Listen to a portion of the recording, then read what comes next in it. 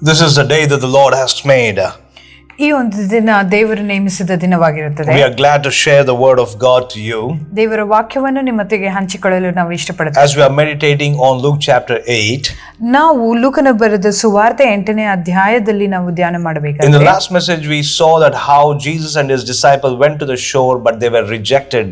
ಕಳೆದ ವಾಕ್ಯದಲ್ಲಿ ನಾವು ನೋಡಿದೆವು ಹೇಗೆ ಯೇಸು ಸ್ವಾಮಿ ತನ್ನ ಶಿಷ್ಯಂದಿರು ಆ ಒಂದು ಆಚೆ ದಡಕ್ಕೆ ಹೋದಾಗ ಅವರನ್ನು ಜನರು ತಿರಸ್ಕರಿಸಿದರು. The people of that entire town said Jesus and his disciples to go away from them. ಆ ಇಡೀ ಊರಿನ ಜನರು ಯೇಸು ಸ್ವಾಮಿಯನ್ನು ಆತನ ಶಿಷ್ಯಂದಿರನ್ನು ಹಿಂತಿರುಗಿ ಹೊರಟು ಹೋಗಿ ಎಂಬುದಾಗಿ ಕೇಳಿಕೊಂಡರು. So Jesus and the disciples just came the way they went.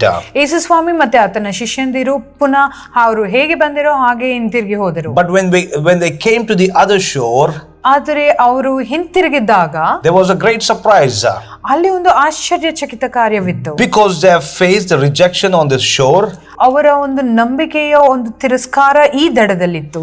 But when they came to this shore, ಆದ್ರೆ ಅವರು ಪುನಃ ಹಿಂತಿರುಗಿದ್ದಾಗ the entire town, a crowd of people was waiting to welcome Jesus. ಆ ಇಡೀ ಊರಿನ ಜನರು ಕಾಯುತ್ತಿದ್ದರು ಯೇಸುವನ್ನು ಅವರೊಳಗೆ ಕರೆದುಕೊಳ್ಳಲು. It was a grand welcome for Jesus and his disciples. ಅದು ಒಂದು ದೊಡ್ಡ ಒಂದು ಯೇಸು ಸ್ವಾಮಿಯ ಒಂದು ಸನ್ಮಾನ ಅವರೊಟ್ಟಿಗೆ ಸೇರ್ಲಿಕ್ಕೆ ಒಂದು ಕಾರ್ಯವಾಗಿತ್ತು. One side of the shore was a great rejection. ಒಂದು ದಡದಲ್ಲಿ ಅಲ್ಲಿ ದೇವರನ್ನು ತಿರಸ್ಕರಿಸಿದರು. But this side of the shore is a great welcoming celebration. ಆದ್ರೆ ಈಚೆ ದಡದಲ್ಲಿ ಅಲ್ಲಿ ಒಂದು ದೊಡ್ಡ ಒಂದು ಸುಸ್ವಾಗತದ ಒಂದು ತಯಾರಿ ನಡೆಯುತ್ತಿತ್ತು. I believe that now the disciples were overwhelmed with their welcome. ಈಗ ನಾನು ನಂಬುತ್ತೇನೆ ಆ ಶಿಷ್ಯಂದಿರಿಗೆ ತುಂಬಾ ದೊಡ್ಡದಾಗಿ ಒಂದು ಸಂತೋಷವಾಗಿರಬಹುದು ಎಂಬುದಾಗಿ. So there we saw that a demon possessed man falling at the feet of Jesus. ಅಲ್ಲಿ ನಾವು ನೋಡಿದೆವು ಆ ದೆವ್ವ ಹಿಡಿದಾತನು ಯೇಸು ಸ್ವಾಮಿಯ ಪಾದಕ್ಕೆ ಬಿದ್ದನು ಎಂಬುದಾಗಿ. So that man was nothing to the people. ಆ ಮನುಷ್ಯನು ಜನರಿಗೆ ಏನೂ ಆಗಿರಲಿಲ್ಲ. He was a poor man, he was a possessed man, he was rejected man. ಆತನು ಬಡವನಾಗಿದ್ದನು, ಆತನು ದಂಡಿಡ್ದವನಾಗಿದ್ದನು, ಆತನು ತಿರಸ್ಕರಿಸಲ್ಪಟ್ಟವನಾಗಿದ್ದನು. But this side of the shore, ಆದ್ರೆ ಈ ದಡದಲ್ಲಿ again there is a man who is falling at the feet of Jesus. ಇಲ್ಲಿ ಮತ್ತೊಂದು ವ್ಯಕ್ತಿಯು ಯೇಸು ಸ್ವಾಮಿಯ ಪಾದದಲ್ಲಿ And his name is Jairus. ಆತನ ಹೆಸರು ಯಾಯೀರನೆಂಬುದಾಗಿ. So there the demon possessed man was telling Jesus to leave him. ಅಲ್ಲಿ ಆ ದೆವ್ವ ಹಿಡಿದವನು ಯೇಸು ಸ್ವಾಮಿಗೆ ಹೇಳುತ್ತಿದ್ದಾನೆ ನನ್ನ ಬಿಟ್ಟು ಹೋಗು ಎಂಬುದಾಗಿ. But here this man called Jairus is pleading Jesus to come to his house. ಇಲ್ಲಿ ಯಾಯೀರನು ಯೇಸು ಸ್ವಾಮಿ ಹತ್ರ ಬೇಡುತ್ತಿದ್ದಾನೆ ದಯವಿಟ್ಟು ನನ್ನ ಮನೆಗೆ ಬಾ ಎಂಬುದಾಗಿ. Why was this Jairus calling Jesus? ಯಾಕೆ ಯಾಯೀರನು ಯೇಸು ಸ್ವಾಮಿಯನ್ನು ಕರೆಯುತ್ತಿದ್ದನು? Because the Bible says in verse 42, ಯಾಕಂದ್ರೆ ಸತ್ಯವೇದ 42ನೇ ವಚನದಲ್ಲಿ ಹೇಳುತ್ತದೆ, because his only daughter, a girl of about 12, was dying. ಆತನ ಒಬ್ಬನೇ ಮಗಳು ಆಕೆ ಒಂದು 10 ರಿಂದ 12 ವರ್ಷ ಪ್ರಾಯವುಳ್ಳವಳಾಗಿದ್ದಳು. ಒಬ್ಬಳೆ ಮಗಳು ಅವಳು ಸಾಯುವ ಪರಿಸ್ಥಿತಿಯಲ್ಲಿದ್ದಳು. And her age was 12 is what Bible has recorded. ಅವಳ ವಯಸ್ಸು 12 ವರ್ಷ ಎಂಬುದಾಗಿ ಸತ್ಯವೇದದಲ್ಲಿ. That's the reason this Jairus is praying and pleading to Jesus. ಅದೇ ಒಂದು ಸಂಗತಿಗೋಸ್ಕರ ಯಾಯೀರನು ಯೇಸು ಸ್ವಾಮಿಯಲ್ಲಿ ಗೋಳಾಡುತ್ತಿದ್ದಾನೆ. And the entire crowd is welcoming Jesus. ಎಲ್ಲ ಒಂದು ಜನರು ಯೇಸು ಸ್ವಾಮಿಯನ್ನು ಸ್ವಾಗತಿಸುತ್ತಿದ್ದಾರೆ. I believe that Jairus was a very famous man in that town. ನಾನು ನಂಬುತ್ತೇನೆ ಈ ಯಾಯೀರನು ಒಂದು ದೊಡ್ಡ ವ್ಯಕ್ತಿ ಆ ಪಟ್ಟಣದಲ್ಲಿ ಆಗಿರಬಹುದು. So now Jesus was going along with Jairus. ಈಗ ಯೇಸು ಸ್ವಾಮಿ ಯಾಯೀರನ ಜೊತೆ ಹೋಗುತ್ತಿರಬೇಕಾದ್ರೆ, so before going to their house something again happened on the way. ಅವರ ಮನೆ ತಲುಪುವುದಕ್ಕೆ ಮುಂಚೆ ದಾರಿಯಲ್ಲಿ ಏನೋ ಒಂದು ಘಟನೆ ನಡೆಯಿತು. So I would like to share that in this message and share about Jairus' daughter in the next message. ಆ ಒಂದು ದಾರಿಯಲ್ಲಿ ನಡೆದ ಒಂದು ಕಾರ್ಯವನ್ನು ಈ ಒಂದು ಸಂಚಿಕೆಯಲ್ಲಿ ನಾನು ಹಂಚಿಕೊಳ್ಳಲಿಕ್ಕೆ ಇಷ್ಟಪಡುತ್ತೇನೆ. ಮತ್ತೆ ಯಾಯೀರನ ಮಗಳದ್ದು ಬರುವ ಸಂಚಿಕೆಯಲ್ಲಿ ಹಂಚಿಕೊಳ್ಳಲಿಕ್ಕೆ ಇಷ್ಟಪಡುತ್ತೇನೆ. So now Jesus along with disciple and Jairus and the huge huge crowd around Jesus is moving ahead. ಯೇಸು ಸ್ವಾಮಿಯ ಸುತ್ತಲೂ ತನ್ನ ಶಿಷ್ಯಂದಿರು ಮತ್ತೆ ಯಾಯೀರನು ಮತ್ತೆ ಅನೇಕ ಮಂದಿ ಜನರು ಆತನೊಟ್ಟಿಗೆ ಅಲ್ಲಿ ಯಾಯೀರನ ಮನೆಗೆ ಹೋಗುತ್ತಿದ್ದಾರೆ. So where people are pushing each other because they are so happy that Jesus is walking in their town. ಅಲ್ಲಿ ಜನರ ನುಗ್ಗಲಾಟ ಇದೆ, ಯೇಸು ಸ್ವಾಮಿ ಮತ್ತೆ ಈ ಪಟ್ಟಣಕ್ಕೆ ಬಂದಿದ್ದಾರೆ ಎಂಬುದಾಗಿ ಒಂದು ಸಂತೋಷವಿದೆ. Because the Bible clearly says that when Jesus was walking, the crowd almost crushed him. ಯಾಕಂದ್ರೆ ವಾಕ್ಯ ಹೇಳುತ್ತದೆ ಯೇಸು ಸ್ವಾಮಿ ನಡೆಯಬೇಕಾದ್ರೆ ಆ ಒಂದು ಜನರ ಒಂದು ಸಂದಡಿ ಆತನನ್ನು ಒತ್ತಿ ಬಿಡುತ್ತೆ ಎಂಬುದಾಗಿ. So we have seen in the TV where any stars like sports stars and any other stars when go, people start crowding and pushing and crushing them. ನಾವು ದೂರದರ್ಶನದಲ್ಲಿ ನೋಡುತ್ತೇವೆ, ಯಾವುದೇ ಒಂದು ಕ್ರೀಡಾ ಒಂದು ವ್ಯಕ್ತಿ ಆಗಿರಬಹುದು ಅಥವಾ ನಟಿಸುವ ಒಂದು ವ್ಯಕ್ತಿ ಆಗಿರಬಹುದು, ಆತನು ಬೀದಿಯ ಮೇಲೆ ಬಂದ್ರೆ ಜನರು ಅವ್ರ ಮೇಲೆ ಮುತ್ತಿಕೊಳ್ಳುತ್ತಾರೆ ಎಂಬುದಾಗಿ. So more than that, now Jesus is been crushed because of people all around him. ಅದಕ್ಕೆ ಮಿಗಿಲಾಗಿ ಯೇಸು ಸ್ವಾಮಿಯನ್ನು ಎಲ್ಲರೂ ನೂಕಿ ತಳ್ಳಿ ದೊಬ್ಬುತ್ತಿದ್ದಾರೆ ಆತನನ್ನು ನೋಡಿ. In the midst of this, ಇದರ ಮಧ್ಯದಲ್ಲಿ there was one woman with faith. ಒಂದು ಸ್ತ್ರೀ ಇದ್ದರು, ನಂಬಿಕೆಯಿಂದ ಕೂಡಿದವಳಾಗಿದ್ದಳು. She had an issue. ಆಕೆಗೆ ಒಂದು ಸಮಸ್ಯೆ ಇತ್ತು. So she knew that, and she had gone to many people for that issue but could not find any answer for that. ಆಕೆ ಇಲ್ಲಿರುವ ಸಮಸ್ಯೆ ಬಗ್ಗೆ ಆಕೆ ಗೊತ್ತಿತ್ತು, ಮತ್ತೆ ಅನೇಕರಲ್ಲೂ ಸಹ ಆಕೆ ಅದನ್ನು ಹಂಚಿಕೊಂಡಳು, ಆದರೆ ಆಕೆಗೆ ಸ್ವಸ್ಥಪಡಿಸಲು ಯಾರಿಂದಲೂ ಸಾಧ್ಯವಾಗಲಿಲ್ಲ. So our issue, she cannot tell that publicly. ಅದು ಜನರೊಟ್ಟಿಗೆ ಜೋರಾಗಿ ಹೇಳಲಿಕ್ಕೆ ಆಗದೇ ಇರುವಂತಹ ಒಂದು ಸಮಸ್ಯೆ. And people, the woman who had that kind of issue could not come to the crowd. ಆ ಒಂದು ಸಮಸ್ಯೆ ಇರುವಂತ ಒಂದು ಸ್ತ್ರೀ ಆ ಒಂದು ಜನರ ಮಧ್ಯದಲ್ಲಿ ಬರ್ಲಿಕ್ಕೆ ಸಾಧ್ಯವಿಲ್ಲ. Because in those days they believe whatever she touches or what touches her will become unclean.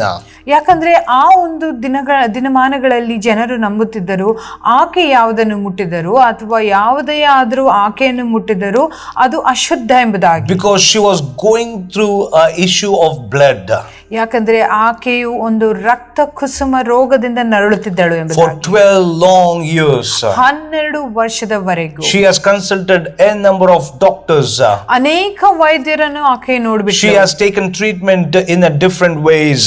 ಅನೇಕ ಒಂದು ಮದ್ದನ್ನು ಆಕೆ ತೆಗೆದುಕೊಂಡಿದ್ದಳು. But everything had failed. ಆದ್ರೆ ಎಲ್ಲವೂ ವಿಫಲವಾಯಿತು. So now she cannot tell publicly and come to Jesus.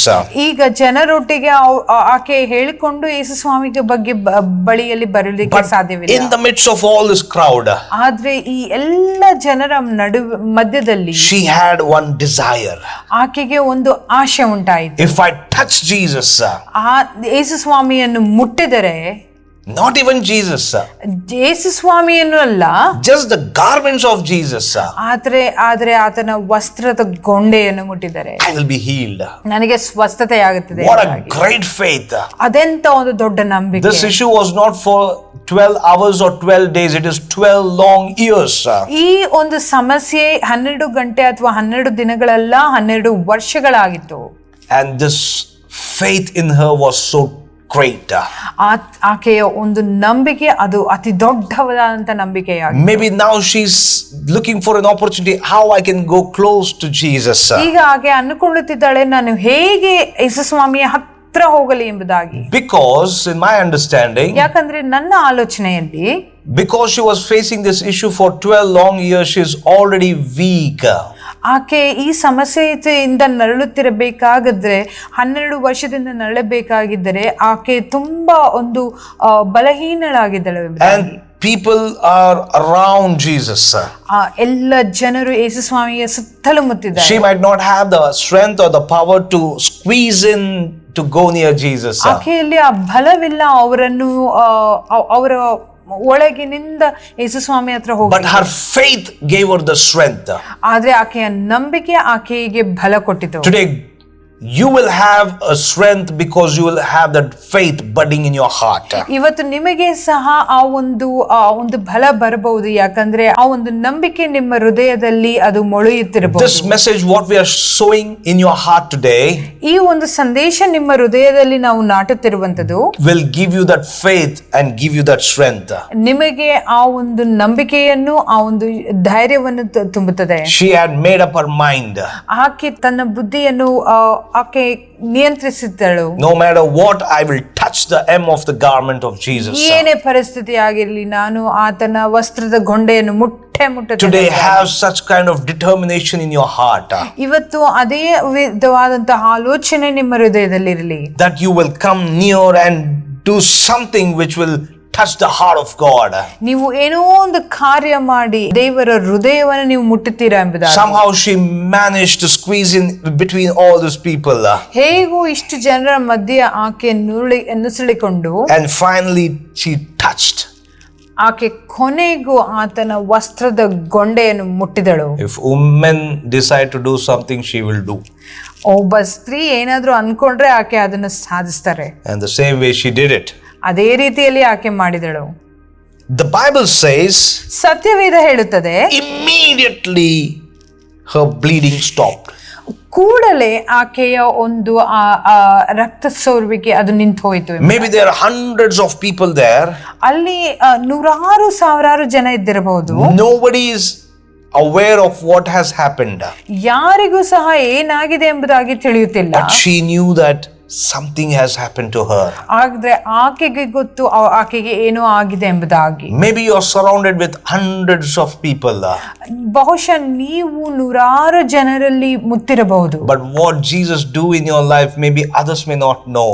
ಆದರೆ ನಿಮ್ಮ ಜೀವಿತದಲ್ಲಿ ಯೇಸು ಸ್ವಾಮಿ ಮಾಡುವುದು ಯಾರಿಗೂ ತಿಳಿಯದೇ ಇರಬಹುದು. But you will experience that. ಆದ್ರೆ ನೀವು ಅದನ್ನು ಅನುಭವಿಸಲಿಕ್ಕೆ ಸಾಧ್ಯ. So if we see in verse 45, ನಾವು 45ನೇ ವಚನದಲ್ಲಿ ನೋಡುತ್ತೇವೆ, Jesus is asking a question. ಯೇಸು ಸ್ವಾಮಿ ಇಲ್ಲೊಂದು ಪ್ರಶ್ನೆ ಕೇಳುತ್ತಿದ್ದಾರೆ. Who touched me? ನನ್ನನ್ನು ಮುಟ್ಟಿದವರು ಯಾರು ಎಂಬುದಾಗಿ. Who touched me? ನನ್ನನ್ನು ಮುಟ್ಟಿದವರು ಯಾರು ಎಂಬುದಾಗಿ. Now all the disciples were in shock. ಹೀಗೆ ಎಲ್ಲ ಒಂದು ಶಿಷ್ಯಂದಿರು ಒಂದು ಆಶ್ಚರ್ಯಚಕಿತರಾದ್ರು. What kind of a question is this, Lord? ಎಂತ ಪ್ರಶ್ನೆ ಕೇಳುತ್ತಿದ್ದರ ಸ್ವಾಮಿ ಎಂಬುದಾಗಿ. You are seeing such a big crowd. ಇಲ್ಲಿರುವ ಒಂದು ಜನರನ್ನು ನೀವು ನೋಡ್ತಾ ಇದ್ದೀರಾ. And Peter is asking Jesus, Master. ಪೇತ್ರನು ಕೇಳುತ್ತಾ ಇದ್ದಾನೆ, ಗುರುವೇ. People are crowding and pressing against you. ಜನರು ನಿಮ್ಮನ್ನು ನುಗ್ಗುತ್ತಿದ್ದಾರೆ. And Jesus is asking, who touched me? ಮತ್ತೆ ನೀವು ಕೇಳ್ತಾ ಇದ್ದೀರಾ, ಯಾರು ನನ್ನ ಮುಟ್ಟಿದ್ದು ಎಂಬುದಾಗಿ. Hallelujah. Hallelujah. So disciples were like, what has happened to Jesus? ಶಿಷ್ಯಂದಿರು ಅನ್ಕೊಳ್ಳುತ್ತಿದ್ದಾರೆ, ಯೇಸು ಸ್ವಾಮಿಗೆ ಏನಾಯ್ತು ಎಂಬುದಾಗಿ. And Jesus says to them, ಯೇಸು ಸ್ವಾಮಿ ಅವರಿಗೆ ಕೇಳುತ್ತಾರೆ, someone touched me, I know that power has gone out from me. ಯಾರೋ ನನ್ನ ಮುಟ್ಟಿದರು, ನನ್ನಿಂದ ಶಕ್ತಿ ಹೋಗುವುದನ್ನು ನಾನು ತಿಳಿದೆನು ಎಂಬುದಾಗಿ. In simple words, ಒಂದು ಸಾಧಾರಣವಾದ ಮಾತಿನಲ್ಲಿ, Peter, I know that there are people crowding, rushing here and there and pushing me and pressing me. ಪೇತ್ರನೇ, ನನಗೆ ಗೊತ್ತು, ಜನರು ನನ್ನ ನುಗ್ಗುತ್ತಿದ್ದಾರೆ. But there was one touch. ಆದ್ರೆ ಅಲ್ಲಿ ಒಂದು ಸ್ಪರ್ಶನೆ. That is not ordinary. ಅದು ಸಾಧಾರಣವಾದದ್ದಲ್ಲ. That touch was through faith. ಆ ಒಂದು ಸ್ಪರ್ಶ ಅದು ನಂಬಿಕೆಯಿಂದ ಕೂಡಿದ. I know that the power went. ನನಗೆ ಗೊತ್ತು ಆ ಶಕ್ತಿ ನನ್ನಿಂದ ಹೊರಡಿತು ಎಂಬುದಾಗಿ. Hallelujah. Hallelujah. Today, no matter how things are in your life, ಇವತ್ತು ನಿಮ್ಮ ಜೀವನದಲ್ಲಿ ಎಂತಹ ಪರಿಸ್ಥಿತಿ ಇರಬಹುದು, but your faithful touch to Jesus, the power will release to you. ನಿಮ್ಮ ಒಂದು ನಂಬಿಕೆಯ ಒಂದು ಆ ಒಂದು ಸ್ಪರ್ಶೆ, ಆ ಒಂದು ಶಕ್ತಿಯು ನಿಮ್ಮ ಮೇಲೆ ಇಳಿಯುತ್ತದೆ. Only you and Jesus will know about it. ನಿಮಗೆ ಮತ್ತೆ ಯೇಸು ಕ್ರಿಸ್ತನಿಗೆ ಮಾತ್ರ ಅದರ ಅರಿವು ಇರುತ್ತದೆ. When Jesus is asking this question, ಯೇಸು ಸ್ವಾಮಿ ಈ ಪ್ರಶ್ನೆ ಕೇಳಬೇಕಾದ್ರೆ, I believe that lady knows what happened to her. ನಾನು ನಂಬುತ್ತೇನೆ ಆ ಸ್ತ್ರೀಗೆ ಗೊತ್ತಾಗಿರಬಹುದು ಆಕೆಗೆ ಏನಾಯ್ತು ಎಂಬುದಾಗಿ. Jesus know what happened. ಯೇಸು ಸ್ವಾಮಿಗೆ ಗೊತ್ತು ಏನಾಯ್ತು In ಎಂಬುದಾಗಿ. the midst of all these hundreds of people, ಈ ನೂರಾರು ಜನರ ಮಧ್ಯದಲ್ಲೂ ಸಹ Only this woman and Jesus know what happened. ಈ ಸ್ತ್ರೀಗೆ ಮತ್ತೆ ಯೇಸು ಸ್ವಾಮಿಗೆ ಮಾತ್ರ ಗೊತ್ತುಂಟು ಏನಾಗಿದೆ ಎಂಬುದಾಗಿ. That is what is going to happen in your life. ಅದೇ ನಿಮ್ಮ ಜೀವಿತದಲ್ಲಿ ಆಗುತ್ತದೆ. So God's power will come into your life. ದೇವರ ಒಂದು ಶಕ್ತಿ ನಿಮ್ಮ ಜೀವಿತದಲ್ಲಿ ಬರುವಂತದ್ದಾಗಿರುತ್ತದೆ. Immediately the issues will stop in Jesus name. ಕೂಡಲೇ ನಿಮ್ಮ ಸಮಸ್ಯೆಗಳು ಯೇಸು ಕ್ರಿಸ್ತನ ನಾಮದಲ್ಲಿ ನಿಂತು ಹೋಗುತ್ತದೆ. Do you believe that? ನೀವು ಅದನ್ನು ನಂಬುತ್ತೀರಾ? Do you believe that? ನೀವು ಅದನ್ನು ನಂಬುತ್ತೀರಾ? Jesus is a wonderful God. ಯೇಸು ಸ್ವಾಮಿ ಆತನು ಒಳ್ಳೆಯ ದೇವರಾಗಿದ್ದಾನೆ. Whether Jesus touching us or we touching Jesus by faith, something wonderful is going to happen. ನಂಬಿಕೆಯಿಂದ ನಾವು ಯೇಸುವನ್ನು ಮುಟ್ಟಿದಾದರೂ ಅಥವಾ ಯೇಸು ನಮ್ಮನ್ನು ಮುಟ್ಟುವುದಾದರೂ ಏನೋ ಒಂದು ಅದ್ಭುತ ಕಾರ್ಯ ನಡೆಯುವಂತದ್ದಾಗಿದೆ. This lady who went to doctors and physicians taking medicines and many other treatments, everything failed. ಈ ಸ್ತ್ರೀ ಅನೇಕ ವೈದ್ಯರ ಹತ್ರ ಹೋಗಿ ಅನೇಕ ಒಂದು ಮಾತ್ರೆ ಮದ್ದುಗಳು ತೆಗೆದಿದ್ದರು, ಅದೆಲ್ಲವೂ ವಿಫಲವಾಯಿತು. But one touch on the hem of the garment, ಆದರೆ ಆ ಒಂದು ಗೊಂಡೆಯ ಒಂದು ಸ್ಪರ್ಶ made a big difference. ಅದು ದೊಡ್ಡ ಕಾರ್ಯಗಳನ್ನು ಮಾಡಿತು. Today you might have tried n number of things for your deliverance. ಇವತ್ತು ನೀವು ಅನೇಕ ಒಂದು ವಿಧವಾದಂತದನ್ನು ನೀವು ಪ್ರಯೋಗಿಸಿರಬಹುದು ನಿಮ್ಮ ಒಂದು ಬಿಡುಗಡೆಗೋಸ್ಕರ. But that one touch of faithful prayer, ಆದರೆ ಆ ಒಂದು ನಂಬಿಕೆಯಿಂದ ಒಂದು ಪ್ರಾರ್ಥನೆಯ ಸ್ಪರ್ಶನೆ, one believe in Jesus Christ, ಯೇಸು ಕ್ರಿಸ್ತನಲ್ಲಿ ಒಂದು ನಂಬಿಕೆ, that will release the power of God in your life. ಅದು ದೇವರ ಒಂದು ಬಲವನ್ನು ನಿಮ್ಮ ಜೀವಿತದಲ್ಲಿ ಅದು ಹೊರಡಿಸುತ್ತದೆ. Wow, what a wonderful moment that is. ಎಂತ ಒಂದು ಒಳ್ಳೆಯ ಕಾರ್ಯ ಸಮಯ ಅದಾಗಿದೆ. Disciples are still thinking what to answer. ಶಿಷ್ಯಂದಿರು ಇನ್ನೂ ಕಾದು ನೋಡುತ್ತಿದ್ದಾರೆ, ನಾವೇನು ಉತ್ತರಿಸಬೇಕು ಎಂಬುದಾಗಿ. What can you answer in that situation? ಅಂತ ಒಂದು ಪರಿಸ್ಥಿತಿಯಲ್ಲಿ ನಾವೇನನ್ನು ಉತ್ತರಿಸಬೇಕು? Peter is looking to John, John is looking to Andrews, Andrews is looking to somebody else, like what to tell now to Jesus. ಪೇತ್ರನು ಯೋಹಾನನು ಆಂದ್ರೆಯನನ್ನು ಎಲ್ಲರೂ ಒಬ್ಬರನ್ನೊಬ್ಬರು ನೋಡುತ್ತಿದ್ದಾರೆ, ನಾವೇನು ಹೇಳಬೇಕು ಯೇಸು ಸ್ವಾಮಿಗೆ ಎಂಬುದಾಗಿ. But when we read in 47 verse, ಆದ್ರೆ ನಾವು 47ನೇ ವಚನದಲ್ಲಿ ನೋಡುತ್ತೇವೆ, this woman came in front. ಆ ಹೆಂಗಸು ಆತನ ಮರೆಯಾಗಿಲ್ಲವಂತ ತಿಳಿದು ನಡುಗುತ್ತಾ ಬಂದು ಆತನಿಗೆ ಅಡ್ಡ ಬಿದ್ದು, she fell at his feet. ಆತನಿಗೆ ಅಡ್ಡ ಬಿದ್ದು ತಾನು she fell at his feet. ಆತನ ಕಾಲಿಗೆ ಬಿದ್ದಳು. Here we see the person who had possessed with demon also falling at the feet of Jesus. ನಾವು ನೋಡುತ್ತೇವೆ ಆ ಒಂದು ದೆವ್ವ ಹಿಡಿದ ಮನುಷ್ಯನು ಸಹ ಯೇಸು ಸ್ವಾಮಿಯ ಕಾಲಿಗೆ ಬಿದ್ದನು. The great man called Jairus also falling at Jesus' feet. ಯಾಯಿರನೆಂಬ ಒಂದು ದೊಡ್ಡ ವ್ಯಕ್ತಿಯು ಸಹ ಯೇಸು ಸ್ವಾಮಿಯ ಕಾಲಿಗೆ ಬಿದ್ದನು. This woman is also falling at the feet of Jesus. ಈ ಒಂದು ಸ್ತ್ರೀಯು ಸಹ ಯೇಸು ಸ್ವಾಮಿಯ ಕಾಲಿಗೆ ಬೀಳುತ್ತಿದ್ದಾಳೆ. And then she told like she had touched him and how she instantly was healed. ಆಕೆ ಆಗ ಯೇಸು ಸ್ವಾಮಿಗೆ ಹೇಳಿದಳು ಹೇಗೆ ಅವಳ ಒಂದು ರಕ್ತ ಕುಸುಮ ರೋಗದಿಂದ ಆಕೆ ಬಿಡುಗಡೆ ಹೊಂದಿದಳು ಎಂಬುದಾಗಿ, ಮುಟ್ಟಿದ ಕೂಡಲೇ. Then the disciples understood something wonderful has happened here. ಆಗ ಆ ಶಿಷ್ಯಂದಿರು ಅಂದುಕೊಂಡರು ಏನೋ ಒಂದು ಅದ್ಭುತ ಕಾರ್ಯ ಇಲ್ಲಿ ಆಗಿದೆ ಎಂಬುದಾಗಿ. Even today in this world, ಈಗಲೂ ಸಹ ಈ ಲೋಕದಲ್ಲಿ the women with issues are not allowed in certain places. ಇಂಥ ಒಂದು ಸಮಸ್ಯೆ ಇರುವ ಸ್ತ್ರೀಯರು ಕೆಲವೊಂದು ಸ್ಥಳಗಳಲ್ಲಿ ಅವರಿಗೆ ಹೋಗ್ಲಿಕ್ಕೆ ಇಲ್ಲ. Because people believe that whatever she touches becomes unclean.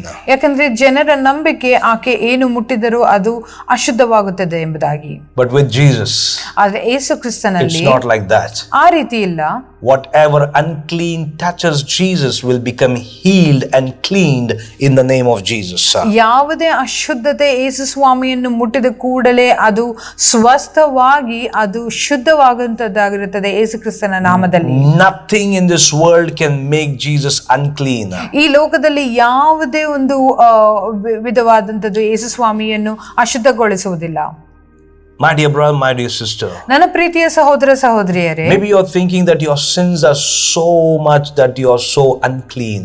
ನೀವು ಅನ್ಕೊಳ್ಳುತ್ತಿದ್ದೀರಾ ನಿಮ್ಮ ಪಾಪ ಅಷ್ಟು ಅಶುದ್ಧವಾದದ್ದು ಎಂಬುದಾಗಿ. Come at the feet of Jesus. ಯೇಸುವಿನ ಪಾದದ ಬಳಿಗೆ ಬನ್ನಿ. He is willing to cleanse us. ಆತನು ನಿಮ್ಮನ್ನು ಸ್ವಸ್ಥಪಡಿಸುವನಾಗಿರುತ್ತಾನೆ. He is willing to wash you with his precious blood. ಆತನ ಪವಿತ್ರ ರಕ್ತದಿಂದ ನಿಮ್ಮನ್ನು ತೊಳೆಯುವ ಆತನಾಗಿರುತ್ತಾನೆ. He can clean everything and he can make unclean as clean. ಆತನು ಎಲ್ಲ ಅಶುದ್ಧವನ್ನು ತೊಳೆದು ಅದನ್ನು ಶುದ್ಧವಾಗಿ ಮಾಡುವಾತನ. His grace is sufficient for you. ಆತನ ಕೃಪೆಯೇ ನಿಮಗೆ ಸಾಕು. And Jesus says to this woman, ಯೇಸು ಸ್ವಾಮಿ ಈ ಸ್ತ್ರೀಗೆ ಹೇಳುತ್ತಿದ್ದಾರೆ, your faith has healed you. ನಿನ್ನ ನಂಬಿಕೆಯೇ ನಿನ್ನನ್ನು ಸ್ವಸ್ಥಪಡಿಸಿತು Your ಎಂಬುದಾಗಿ. faith has healed you. ನಿನ್ನ ನಂಬಿಕೆಯೇ ನಿನ್ನನ್ನು ಸ್ವಸ್ಥಪಡಿಸಿತು Do ಎಂಬುದಾಗಿ. you have the faith to touch Jesus' garments today? ನಿಮಗೆ ಯೇಸು ಸ್ವಾಮಿಯ ಆ ಒಂದು ವಸ್ತ್ರದ ಗೊಂಡೆಯನ್ನು ಮುಟ್ಟಲಿಕ್ಕೆ ನಂಬಿಕೆ ಇದೆಯಾ? Do your heart has a little faith like a mustard seed? ನಿಮ್ಮ ಹೃದಯದಲ್ಲಿ ಸಾಸಿವೆ ಕಾಳಷ್ಟು ನಂಬಿಕೆ ಇದೆಯಾ? You will receive the power like a mountain. ಆ ಒಂದು ಶಕ್ತಿಯು ಆ ಬೆಟ್ಟದಂತೆ ನೀವು ಹೊಂದುತ್ತೀರಿ. And Jesus says to her, go in peace. ಯೇಸು ಸ್ವಾಮಿ ಆಕೆ ಹೇಳುತ್ತಾರೆ, ಸಮಾಧಾನದಿಂದ ಹೋಗು ಎಂಬುದಾಗಿ. Go in peace. ಸಮಾಧಾನದಿಂದ ಹೋಗು ಎಂಬುದಾಗಿ. Why? ಯಾಕೆ? Because she might be so much of fear, thinking what people might do. ಆಕೆ ಆ ಭಯದಿಂದ ತುಂಬಿರಬಹುದು, ಏನು ಜನರು ನನ್ನನ್ನು ಏನು ಮಾಡುತ್ತಾರೋ ಎಂಬುದಾಗಿ. Because this kind of women are not allowed to come or enter in the crowd or into the places. ಯಾಕಂದರೆ ಈ ತರನಾದಂತ ಸ್ತ್ರೀಯರು ಇಂಥ ಒಂದು ದೊಡ್ಡ ಸ್ಥಳದಲ್ಲಿ, ಜನ ಇರುವಂತ ಒಂದು ಸ್ಥಳದಲ್ಲಿ ಬರ್ಲಿಕ್ಕೆ ಸಾಧ್ಯತೆ ಇಲ್ಲ. Jesus did not say, why did you touch me? I became unclean. ಯೇಸು ಸ್ವಾಮಿ ಹೇಳಿಲ್ಲ, ನನ್ನನ್ನು ಯಾಕೆ ಮುಟ್ಟಿದೆ, ನಾನು ಅಶುದ್ಧನಾದೆ ಎಂಬುದಾಗಿ. But he is saying, ಆದ್ರೆ ಆತನು ಹೇಳುತ್ತಿದ್ದಾನೆ, with the word daughter. ಆತನು ಮಗಳೇ ಎಂಬುದಾಗಿ ಕರೆಯುತ್ತಿದ್ದಾನೆ. What a wonderful Jesus we serve. ಎಂತ ಒಂದು ಒಳ್ಳೆ ಯೇಸು ನಾವು ಸಂಧಿಸುವುದು. Maybe her heart is fear because, oh, I did something which I should have not done, is what she is thinking. ಆಕೆ ಅಂದುಕೊಳ್ಳುತ್ತಿರಬಹುದು, ಓ ನಾನು ಏನು ಮಾಡಬಾರದನ್ನು ಮಾಡಿದ್ದೇನೆ ಎಂಬುದಾಗಿ. But the reply of Jesus is comforting her. ಆದ್ರೆ ಯೇಸು ಸ್ವಾಮಿಯ ಆ ಒಂದು ಪ್ರತ್ಯುತ್ತರ ಆಕೆಗೆ ಒಂದು ಸಮಾಧಾನ ಕೊಡುವಂತದ್ದಾಗಿರುತ್ತೆ. Daughter, ಮಗಳೇ, your faith has healed you. ನಿನ್ನ ನಂಬಿಕೆ ನಿನ್ನನ್ನು ಸ್ವಸ್ಥಪಡಿಸಿದೆ. Today let our faith rise up ಇವತ್ತು ನಮ್ಮ ನಂಬಿಕೆ ಅದು ಎದ್ದು ನಿಲ್ಲಲಿ. to receive that healing power of Jesus Christ.